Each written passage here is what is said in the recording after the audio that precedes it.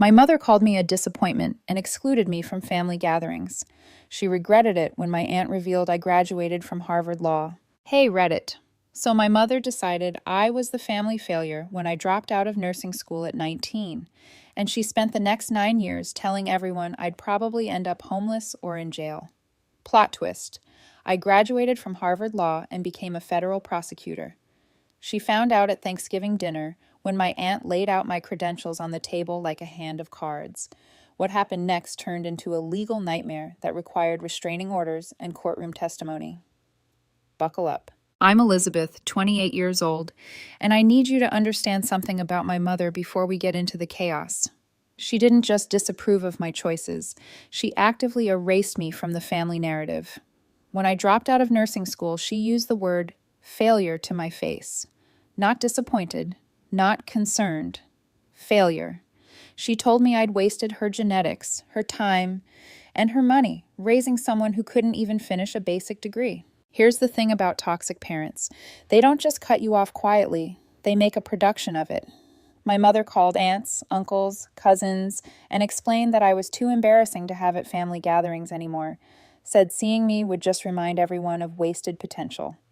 She literally uninvited me from Christmas that year via text message. Don't come.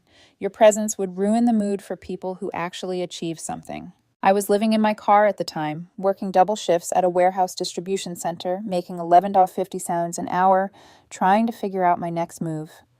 The warehouse job was brutal. 10-hour shifts, lifting boxes in a facility where summer temperatures hit 95 degrees inside and winter meant frozen loading docks at 5 o'clock a.m. My hands were constantly cut up from cardboard edges and packing tape. I'd park my beat-up 2003 Honda Civic behind a 24-hour gym, pay $30 monthly for a membership just to shower, and sleep in the back seat with everything I owned stuffed into 2 duffel bags. My mother didn't know any of this, didn't care to ask. Never once checked if I was okay or safe or alive. My Aunt Rachel found me crying in a grocery store parking lot that Christmas Eve. I'd gone in to buy a $6 rotisserie chicken, my planned Christmas dinner, and completely broke down in the checkout line when the cashier wished me happy holidays. Rachel was behind me in line, saw me falling apart, and without hesitation took me home. She fed me actual food, let me sleep in her guest room with clean sheets and a real mattress, and never told my mother where I was. Rachel became the family I needed when mine disappeared. She helped me apply to community college, looking over my application essays at her kitchen table until 2:00 a.m., co-signed my apartment lease when I had 0 credit history and my mother's voice in my head saying I'd never amount to anything. Showed up when I had absolutely no one else. I started taking paralegal courses during the day at community college, Criminal Justice 101, legal research methods, court procedures, and documentation, and worked at a small law firm at night, filing papers and organizing case files for $14 an hour. The firm was 3 attorneys in a converted house downtown, handling everything from traffic tickets to small business contracts. Nothing glamorous, but I was finally around people who use their brains for something other than tearing others down. The senior partner, this older guy named William, started noticing I understood the cases better than some of the first-year associates they'd bring in. I'd catch legal issues in documents, point out precedents they'd missed, ask questions that made him pause and reconsider his approach. 6 months in, he pulled me aside after I'd spotted a major problem in a contract that would have cost his client $40,000. "You're wasting your potential filing papers," he said. "Have you ever thought about law school?" The idea seemed impossible. Me? Law school? I was the family failure who dropped out of nursing school and lived in her car. But William offered to write me a recommendation letter if I applied, and something shifted in my brain. Maybe I wasn't the story my mother told everyone. I took the LSAT 4 times before getting a score high enough for decent schools. First attempt, 151. Second, 157. Third, 163. Fourth attempt, after 6 months of studying every morning before my warehouse shift and every evening after the law firm, 171. High enough to be competitive at top-tier schools. My aunt drove me to every single test, 3-hour drives to the testing center because our town didn't have one. She'd wait in the parking lot with coffee and encouraging texts, then drive me home while I either celebrated or cried, depending on how it went. I applied to 14 law schools with fee waivers, got rejections from 8, waitlisted at 3, accepted at 2, and then the email that changed everything. Harvard Law School, with a need-based financial aid package that would cover most of tuition. I sat in Rachel's kitchen, staring at my laptop screen, reading the acceptance email over and over, convinced it was spam or a mistake. Rachel looked over my shoulder, screamed, and started crying harder than I've ever seen anyone cry. We celebrated with $8 takeout Chinese food and stayed up until 4:08 a.m., looking at photos of Harvard's campus online. Meanwhile, my mother was telling everyone I was probably homeless or in jail. I know this because relatives would occasionally mention it to Rachel. Such a shame about Elizabeth. Your sister must be heartbroken about how that turned out. My mother had created an entire narrative about my failure, used me as a cautionary tale at family dinners about what happens when children don't listen to their parents. My brother Danny managed a cell phone store. Nothing wrong with that. Honest work, decent money. He seemed happy enough. But my mother treated him like he'd cured a disease, posted constantly on social media about successful mothers raising successful children, always featuring Danny and conspicuously ignoring that she had 2 kids. She'd comment on family photos about being blessed with 1 good child, implying she only had 1 child total. Relatives stopped asking about me entirely. If someone mentioned my name at family gatherings, she'd say, "We don't discuss that," like I'd died or committed murder. I became the family ghost, the cautionary tale, the daughter who didn't exist except as a warning. 3 years of law school without a single word to my mother. I studied contracts and constitutional law while she told people I'd probably ended up on the streets. Took finals while she posted about family values. Graduated magna cum laude with a 3.8 GPA and received a job offer from a federal judge for a prestigious clerkship that paid $68,000 a year, more money than I'd ever imagined making. Aunt Rachel sat front row at graduation in a hat she'd bought specifically for the occasion, crying so hard she couldn't see her phone screen to take photos. She'd flown to Cambridge on a budget airline, stayed in a hostel to save money, and refused to miss seeing me walk across that stage.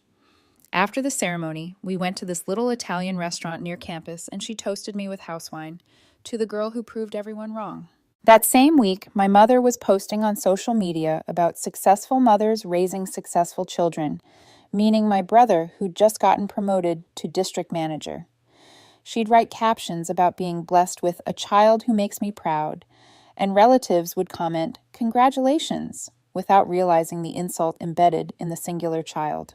I passed the bar exam on my first attempt, started working for the Justice Department's Criminal Division in Washington, D.C., prosecuting federal fraud cases. My starting salary was $72,000 with government benefits and a pension plan. I rented a 1-bedroom apartment in a decent neighborhood, furnished it slowly with stuff from IKEA and estate sales, and built a life where nobody expected me to fail. I argued my first federal case at 28, standing in a courtroom defending the government's position on securities fraud, won the motion, earned respect from colleagues who had no idea about the family drama or the car I'd lived in, or the warehouse job that destroyed my hands. My aunt kept a scrapbook of every achievement, newspaper clippings when my cases made the news, copies of my law review article, photos from court appearances she'd drive down to attend. She documented the life my mother refused to acknowledge existed. Last Thursday was Thanksgiving at my grandmother's house in our hometown. I hadn't been to a family gathering in 9 years.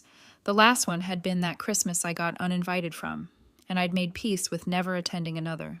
But Aunt Rachel called me 3 weeks before Thanksgiving with this tone in her voice I couldn't quite read. "I want to handle something special," she said. "Do you trust me?" I trusted her completely. She'd earned that 1,000 times over, so I said yes without knowing the plan. The whole family gathered, 37 people crammed into my grandmother's house. Aunts, uncles, cousins I barely remembered, second cousins, family friends, who might as well be blood.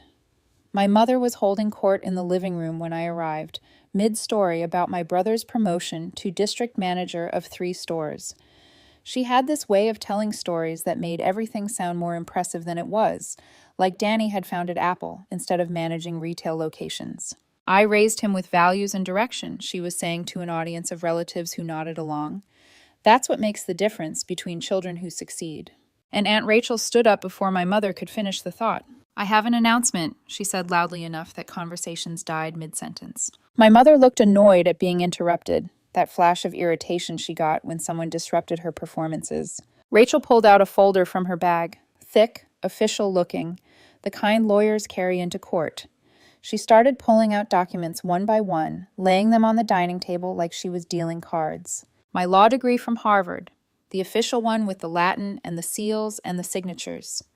My bar certification from the D.C. Bar Association, letters of recommendation from 2 federal judges, one from my clerkship supervisor and one from a judge I'd worked with on an appeal. An article about my latest case from the Washington Post, a fraud prosecution that resulted in a 15-year sentence and $8 million in restitution. She laid them out methodically while everyone went completely silent. You could hear the clock ticking in the kitchen.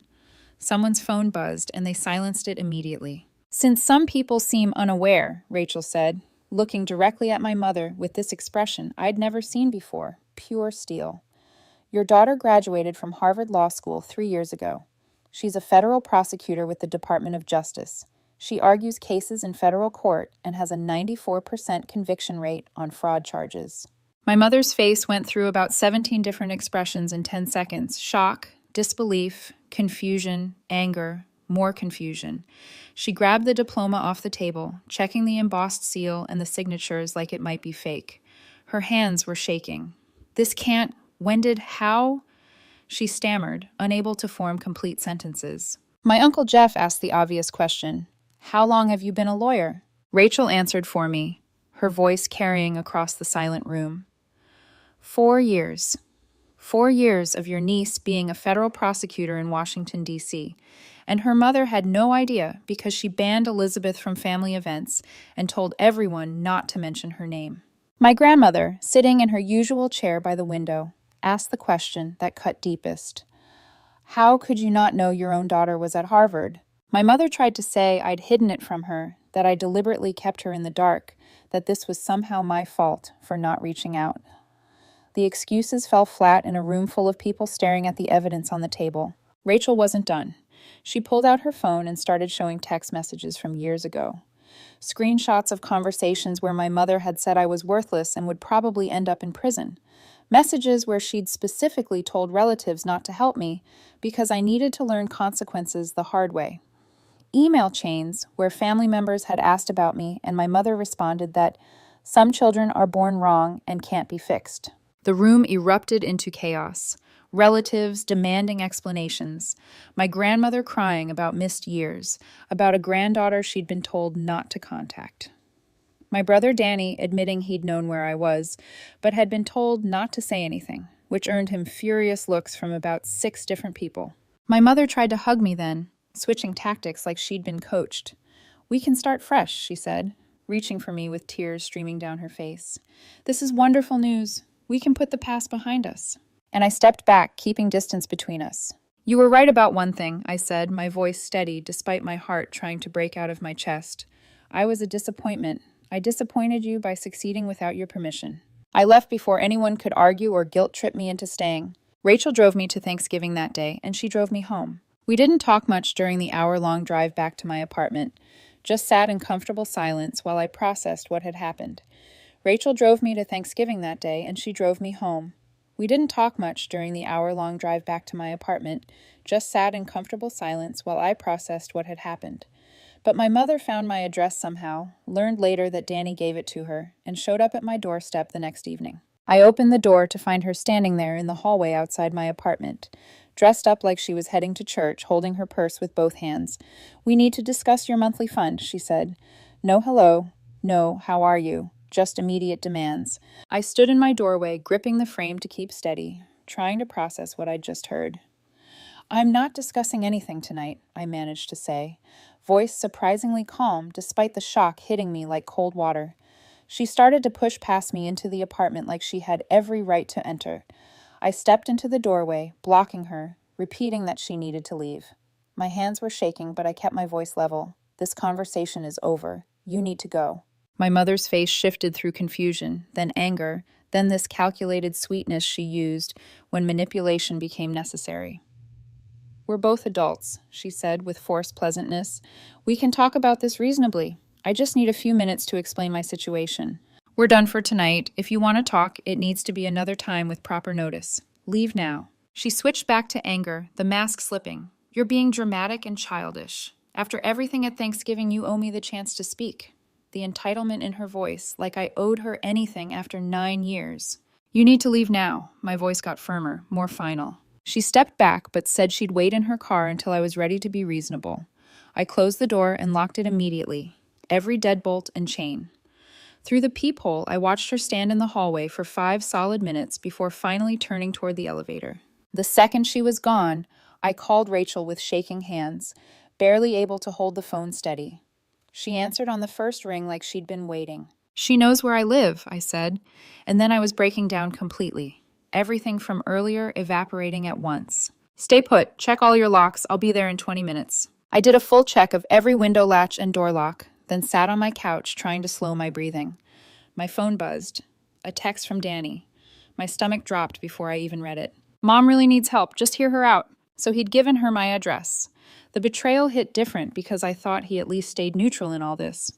Another text came through. "You're making this harder than it needs to be. Family helps family." I didn't respond, just screenshotted both messages and added them to a folder I'd started keeping. Rachel arrived exactly 20 minutes later with an overnight bag. I unlocked the door after checking the peephole 3 times. She came inside and immediately started making tea while I paced my apartment, words spilling out about the doorstep demand and Danny's betrayal and how my mother had tracked me down. Rachel listened while the kettle heated, then calmly said, "We need a plan for the morning, but tonight is just about feeling safe and getting sleep." She sat up on my couch with blankets and pillows. I tried to sleep, but lay awake most of the night, replaying Thanksgiving dinner, imagining my mother showing up at my office building or causing a scene at the courthouse or calling my boss.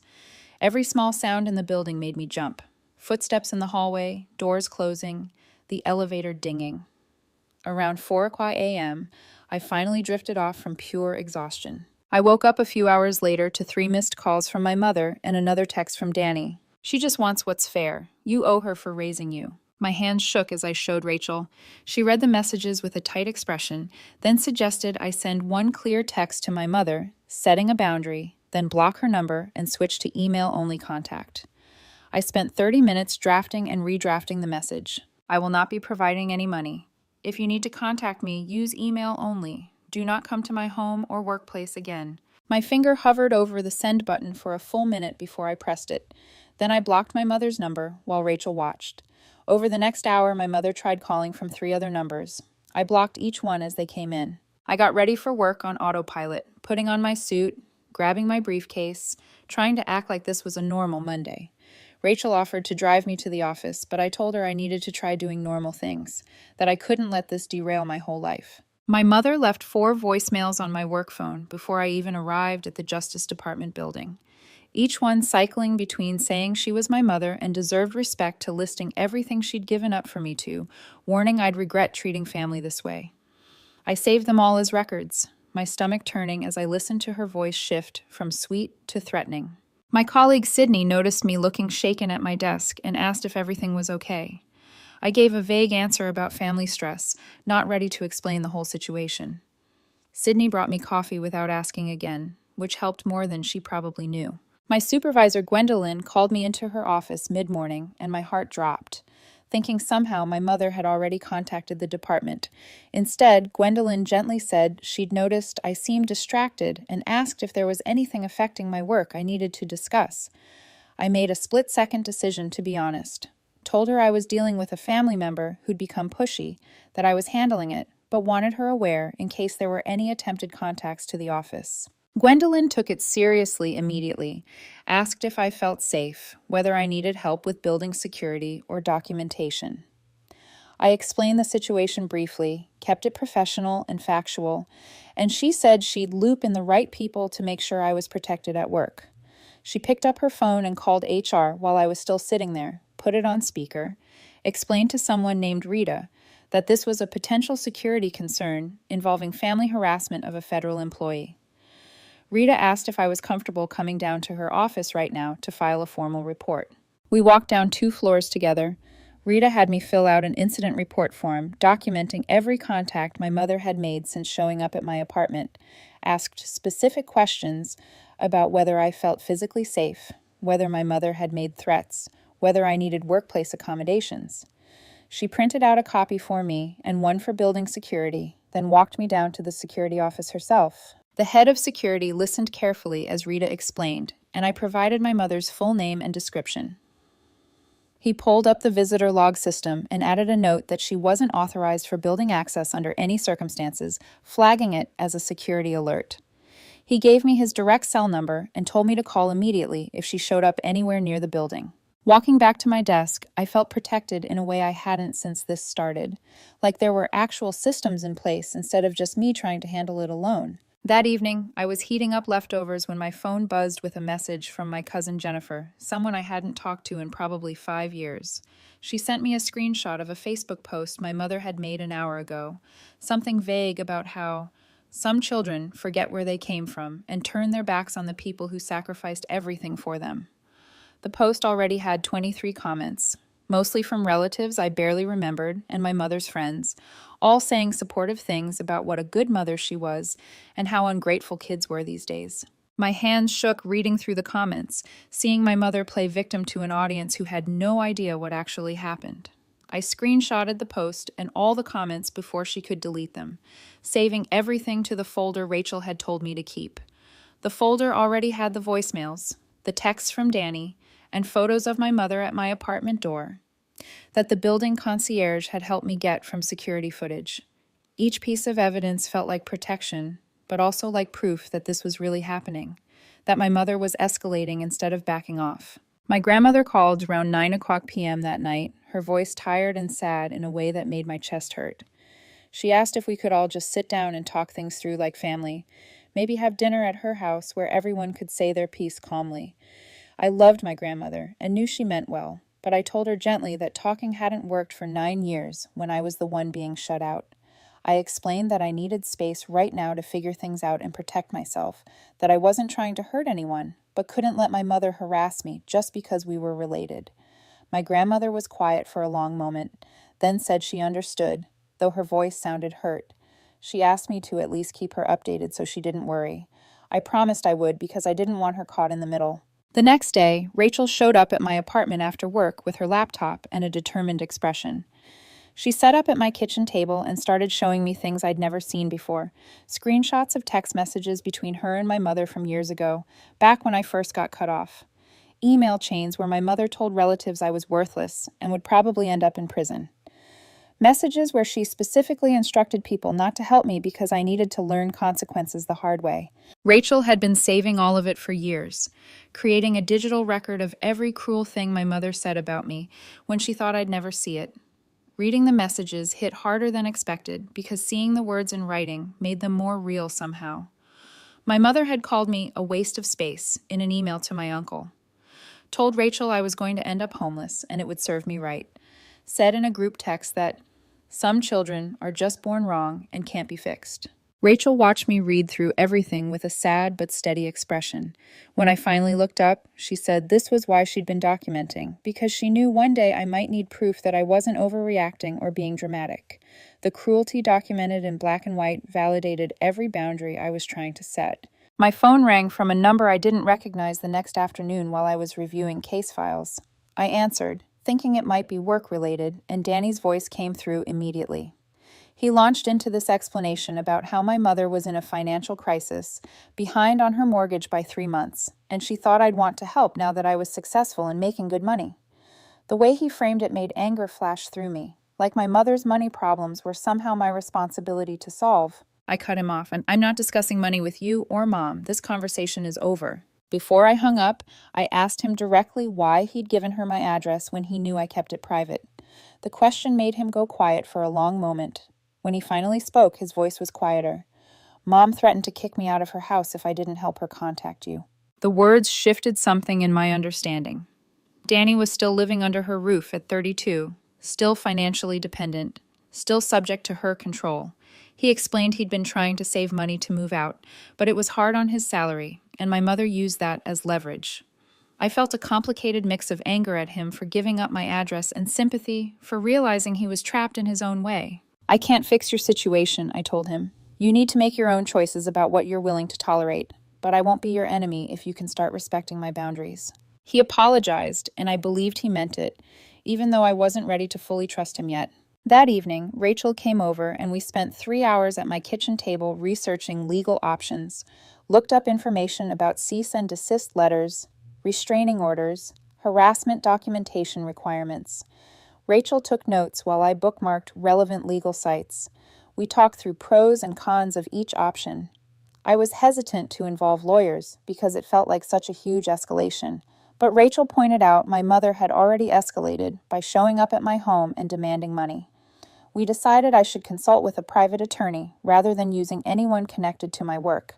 Rachel mentioned she knew a family law attorney named Phyllis, who specifically handled estrangement cases.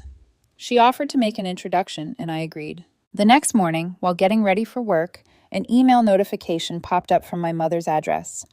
Subject line, invoice for services rendered. My stomach dropped before I even opened it. I sat on my bed and clicked the email, found a detailed breakdown that made my hands start shaking. She'd listed estimated costs for raising me from birth to 18, line items for food, housing, education, clothing, medical care, even something labeled emotional labor and guidance. The total came to $247,850. At the bottom she'd written, a monthly payment plan of $2,000 would be fair compensation for my investment in raising you. As a successful federal prosecutor earning $72,000 annually, you can easily afford this. First payment due by end of month. She included payment instructions, her bank routing number and account number, like this was an actual business transaction. I read through the invoice 3 times, trying to process that my mother had actually made a spreadsheet billing me for my childhood, treating my existence like a loan that needed repayment with interest. I forwarded the email to Rachel and Phyllis without adding any comment because I was too stunned to formulate a response. Rachel called within minutes, her voice tight with anger, asking if I was okay. Phyllis replied within an hour with a professional message. This type of manipulation was more common than you'd think in estrangement cases, and it was actually helpful documentation of harassment for any legal proceedings. Parents attempting to bill adult children for childhood expenses have zero legal standing, and this showed a clear pattern of financial coercion. She offered to meet today or tomorrow to discuss options for establishing legal boundaries. I responded that tomorrow afternoon worked because I needed a day to process. That weekend, Rachel suggested we visit my grandmother together. I agreed because I didn't want my grandmother caught in the middle or fed lies about what was happening. We drove to her house Saturday afternoon and found her looking older than at Thanksgiving, more tired and worn down by the family drama. She hugged me tight before we even sat down, holding on longer than usual. Over tea at her kitchen table, she started telling me stories about my mother's childhood I'd never heard before. How my mother was always concerned with appearances and what neighbors thought, how she'd get upset if my grandmother wore the wrong clothes to school events, or if their house wasn't perfect when guests came over. My grandmother described how my mother had cut off her own sister years ago over some perceived slight at a family wedding, and they didn't speak for 5 years. She told me how my mother kept score of every kindness and expected repayment with interest, bringing up favors years later and demanding equivalent returns. The stories gave me context I'd never had before, painting a picture of generational patterns that helped me understand my mother's behavior without excusing it. My grandmother held my hand across the table and said she was sorry she hadn't seen these patterns clearly enough to protect me from them. None of this is your fault, I told her, squeezing her hand. She kept talking, describing my mother as a teenager refusing to wear hand-me-downs, even when money was tight, how she'd rather skip meals than be seen in clothes that weren't new. The pattern clicked into place. That invoice wasn't some desperate one-time thing, but completely consistent with how my mother viewed every relationship, as a transaction. Headlights swept across the kitchen window. My grandmother glanced out, then back to me with a worried expression. Danny's car pulled into the driveway, and I felt my whole body tense. He walked in looking like he hadn't slept in days, dark circles under bloodshot eyes, shoulders slumped. He nodded at Rachel and my grandmother, then looked at me and asked if we could talk privately. I didn't want to, but Rachel gave me a small nod, so I followed him out the back door into my grandmother's small yard. The motion sensor light clicked on, and we stood there in the November cold, our breath making clouds in the air. He started talking before I could say anything, words tumbling out about how he'd been our mother's go-between with relatives for years, delivering her version of events, actively discouraging people from reaching out to me. He admitted he'd tell aunts and uncles I was doing fine when they asked, that I preferred being left alone, all while knowing our mother was calling me a failure. His voice cracked when he said he was tired of it, that he didn't know how to extract himself when he was living in her house and financially dependent on her, letting him stay there. I can't fix your situation, I told him, crossing my arms against the cold. I won't be your enemy, but you need to make your own choices about what you're willing to tolerate. He nodded, looking at the ground, then admitted our mother's debts were worse than he'd told me, that she'd been borrowing money from relatives for years and was actually facing foreclosure on the house. I felt a small flicker of something that might be sympathy, but I reminded myself that financial crisis didn't justify 9 years of cruelty or showing up at my door demanding monthly payments. Monday morning, I sat in Phyllis's office, a small space with legal books lining the walls and case files stacked on every surface. I laid out the entire situation. Being cut off at 19, 9 years of silence, the Thanksgiving revelation, my mother showing up at my door, the invoice email, all of it. Phyllis took notes on a yellow legal pad, occasionally asking clarifying questions about dates and specific incidents. When I finished, she explained my options, starting with a formal cease and desist letter, establishing clear boundaries and consequences, escalating to filing for a restraining order if harassment continued. We decided to start with the letter, strongly worded, but giving my mother one clear chance to back off before involving court. Phyllis said she'd have a draft ready by the end of the week. I left her office feeling like I'd taken a concrete step instead of just reacting to whatever my mother did next. That afternoon, I met with my apartment building's property manager, showed her photos of my mother on my phone, explained this person wasn't welcome in the building under any circumstances, and police should be called if she appeared. The manager took it seriously, made notes in her system, offered to change my lock codes immediately. I accepted, and she walked me through the new codes twice. The next day at work, my supervisor assigned me to a high-profile case involving federal fraud charges, the kind that could make or break a prosecutor's reputation. I threw myself into preparation, grateful for the distraction and the reminder of what I'd built. Thursday morning, my mother emailed again, this time with a softer tone, saying she just wanted to reconnect and start fresh, making no mention of the invoice. Like that whole thing never happened. I recognized the manipulation tactic immediately. Pressure, then retreat, then pressure again, wearing people down until they gave in. I didn't respond, following Phyllis's advice to maintain no contact while we prepared the legal letter. Friday afternoon, Rachel called me at work, which she never did. I answered, worried something had happened to my grandmother. Instead, she told me my mother had shown up at her house an hour ago, pounding on the door and demanding to know what Rachel had been telling me. Rachel refused to engage and told my mother to leave. But my mother stood on the porch for 20 minutes, yelling about betrayal before finally driving away. I felt guilty that my boundary setting was affecting Rachel, pulling her into conflicts she didn't deserve. She cut me off firmly. This isn't your fault. I can handle your mother. You need to stop taking responsibility for other people's bad behavior. Monday morning, Phyllis emailed me the completed cease and desist letter.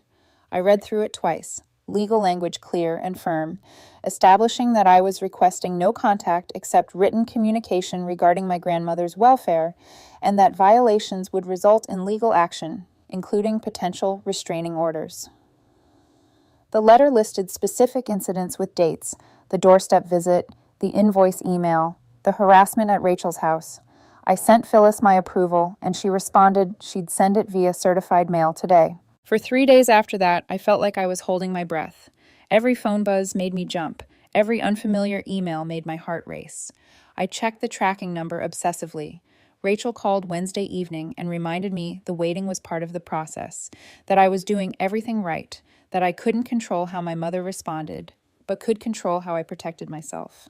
Thursday afternoon, the tracking showed my mother signed for the certified letter at 2:47 p.m.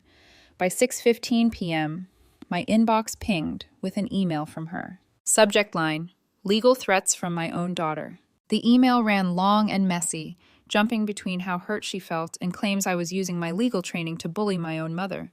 She wrote about sacrificing everything raising me, and this was how I repaid her, how I was breaking her heart and destroying the family. Then accused me of turning Rachel against her, of poisoning my grandmother's mind. The worst part hit when I scrolled down. She'd copied Danny, 3 aunts, 2 uncles, and my grandmother on the email, clearly trying to get everyone on her side.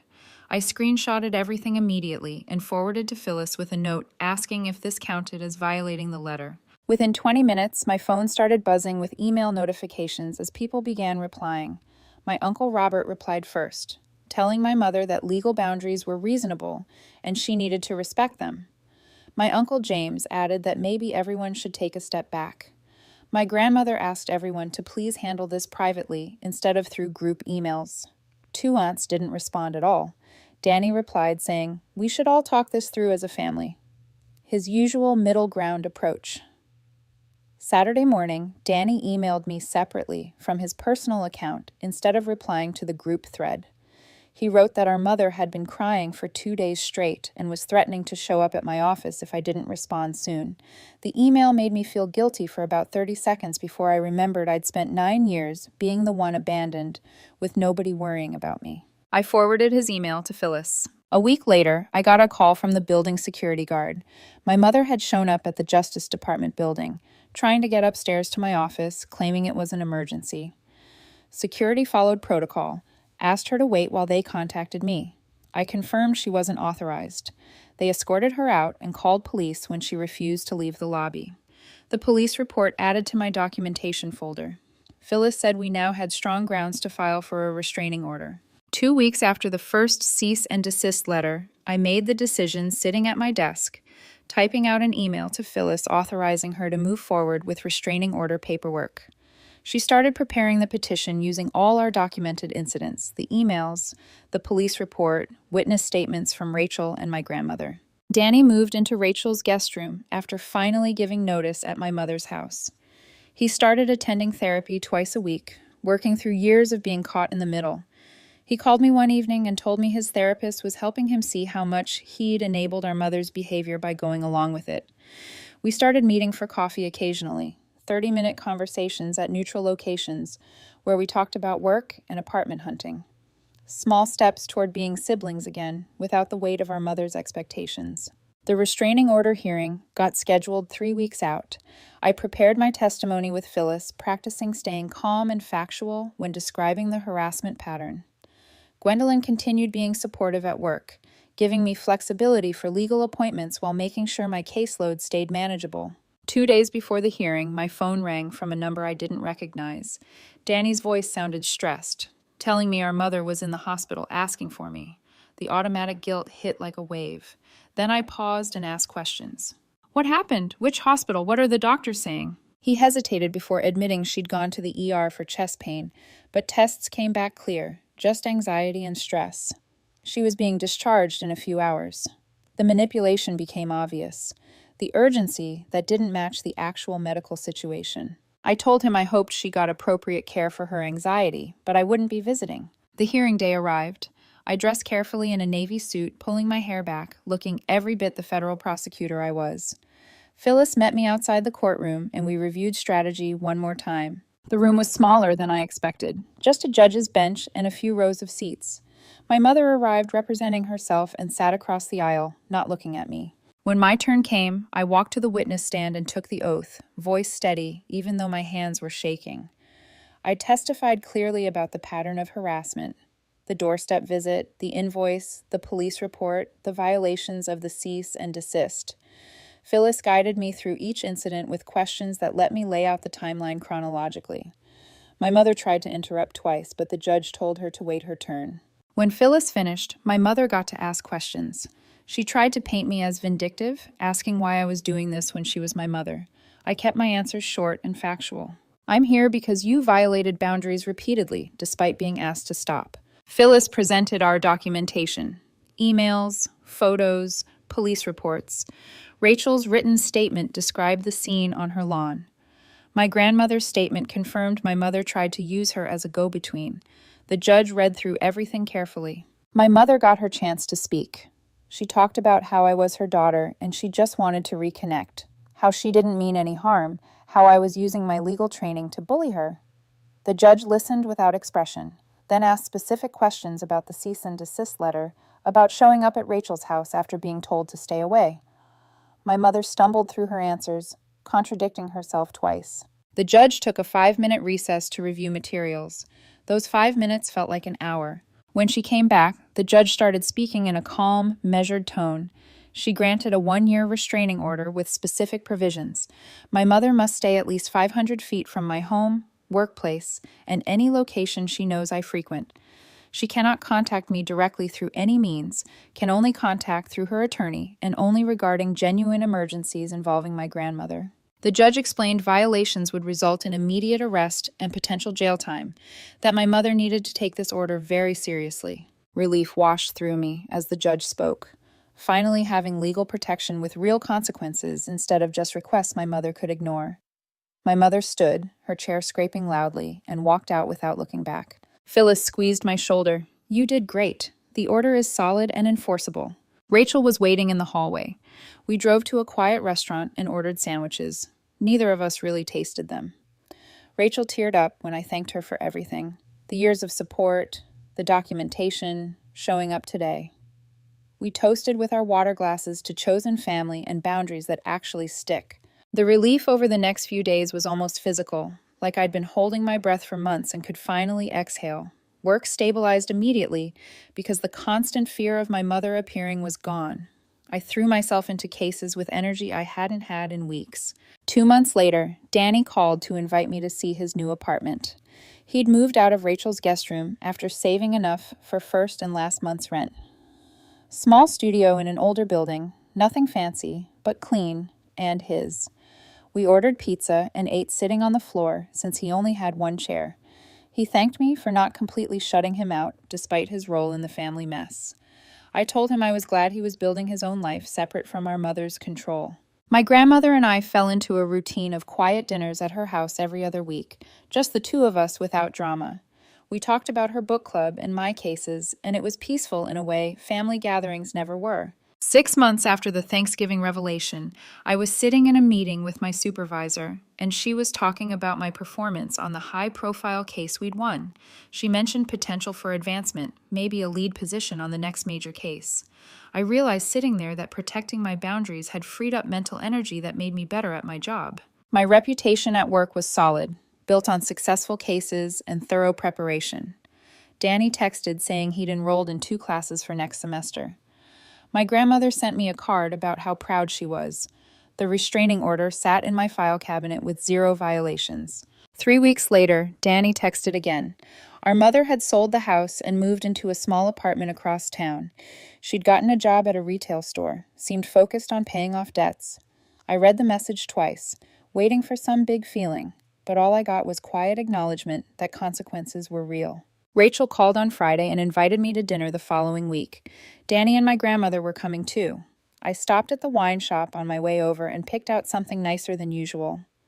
We ate Rachel's lasagna and talked about my grandmother's book club, Danny's new apartment furniture, and Rachel's garden plans. After dinner, we played cards at the kitchen table for 2 hours. Danny made jokes about my grandmother's card counting skills, and nobody kept score. My grandmother said this was what family dinners should feel like, and we all agreed without needing to say more. I drove home that night feeling settled in a way I didn't know was possible with family. For the first time in years, I felt safe, respected, and free.